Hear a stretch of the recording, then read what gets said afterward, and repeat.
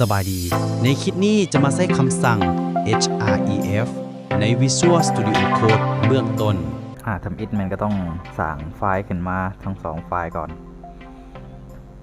กินเด็กชุด HTML สั่งอีกไฟล์หนึ่ง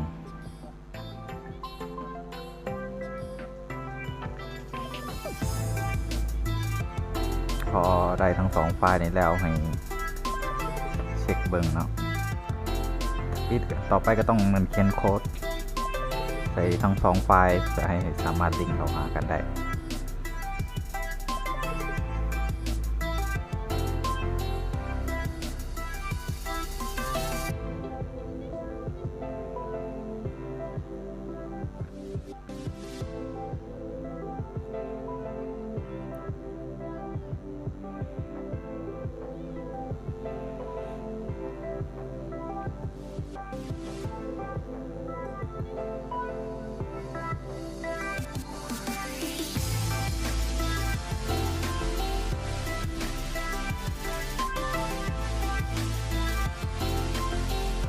พอได้ประมาณนี้แล้วมันต้อง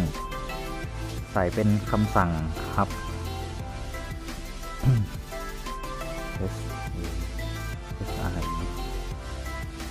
โอเคคำสั่งครับแต่ต้องใส่สื่อเป็นอีกไฟล์หนึ่งถึงจะลิงก์ไปหานี่ลิงก์ไปหาไฟล์ตัวนี้ไม่ต้องใส่สื่อแล้วก็นามสกุลของไฟล์แล้วก็ต้องพิมพ์เป็นตัวอักษรที่จะพิมพ์ไปหาคำสั่งอีกเว็บหนึ่ง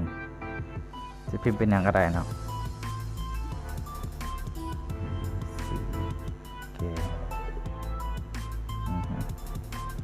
โอเคแล้วก็ปิดจะได้ประมาณนี้เราแล้วก็กดเซฟ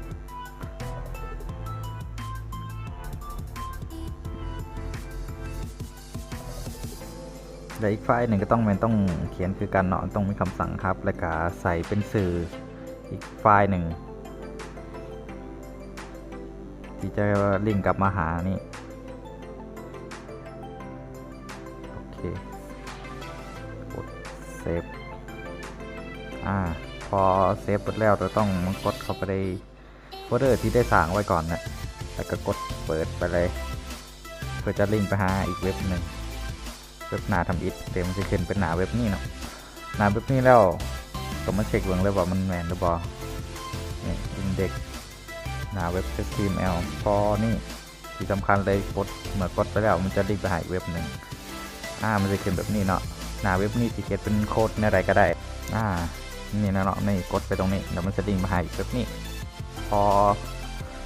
กดซ้ำอีกเรามันจะขึ้นไปกลับมาเรื่อยๆเลยนี่บนนี้ยังยากเลยโค้ดนี่ขอแต่เขียนสื่อไฟล์ถือแต่ต้องอยู่ในโฟลเดอร์เดียวกันนำถึงจะใช้งานได้โอเค